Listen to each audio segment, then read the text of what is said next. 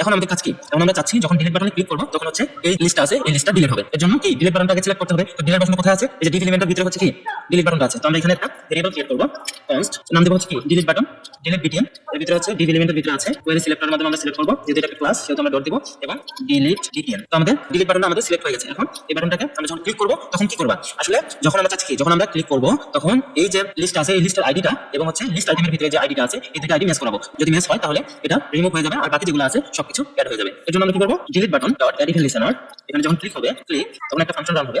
দেন এখানে আমরা বলে দেব লিস্ট আইটেম ইকুয়াল হচ্ছে লিস্ট আইটেমস ডট ফিল্টার আমরা ইউজ করতে পারি। এখানে ফিল্টার যেটা একটা হায়ার অর্ডার ফাংশন, এর ভিতরে একটা ফাংশন থাকবে, ফাংশনের ভিতরে কি থাকবে? একটা অবজেক্ট আসবে, ওবিজে একটা অবজেক্ট আসবে এবং এখানে আমরা বলে দেব অবজেক্টের সাথে কি থাকবে? আইডিও ম্যাচ করাবো। যেহেতু আমরা আইডি ম্যাচ করাবো, OBJ dot ID not equal to item dot ID হয় তাহলে এক একটা করে ডিলিট করবে এবং এখানে আমরা রেন্ডার ফাংশনকে কল করে দেব।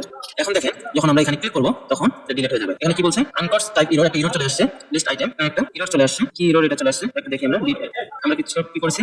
ডিলিট বাটন যখন ক্লিক হবে অ্যাড ইভেন্ট লিসেনার ক্লিক ফাংশনটা রান হবে এবং list item dot filter obj. তো এটা আমাদের কাজ করার কথা। দেখি আরেকবার কনস্ট এলিমেন্টস, আমরা এখানে আমরা কনস্ট নাম লিখেছিলাম। এই যে এখানে দেখেন যে আমরা ভেরিয়েবলটা কনস্ট নামে নিয়েছি, তো এটাকে পরিবর্তন করে আমরা কি করব? লেট করে দেব। তাহলে আমাদের এই প্রবলেমটা সলভ হয়ে গেছে। এখন যখন আমরা ডিলিট বাটনে ক্লিক করব তাহলে ডিলিট হচ্ছে। যখন আমরা কোনো কিছু লেখার পর অ্যাড করতেছি অ্যাড হচ্ছে, আমরা লেখার পর আবার ক্লিক করলে আবার অ্যাড হচ্ছে এবং আমরা যেটা বাটনে ক্লিক করতেছি শুধু ওই লিস্ট থেকে ওই লিস্টটাই ডিলিট হয়ে যাচ্ছে, কোনোটা ডিলিট হচ্ছে না। আমাদের ডিলিট বাটনের কাজ শেষ।